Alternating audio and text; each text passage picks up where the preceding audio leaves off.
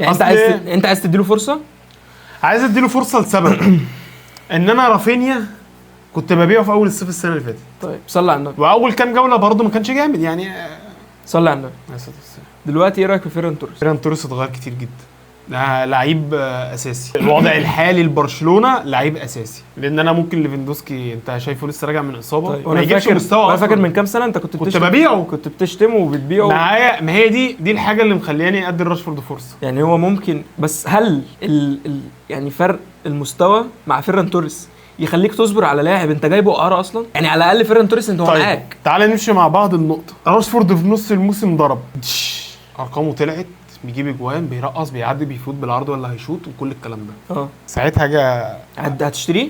هشتريه. طب ما انت كده هتبقى عملت زي ما الاهلي ما بيعمل مع حسين الشحات. لا طب ما هو بقول لك ارقامه طلعت، ابتدى يظهر وجاب وده سبب. وانت ما ينفعش تتخلى عن ماضيه بسبب نص موسم.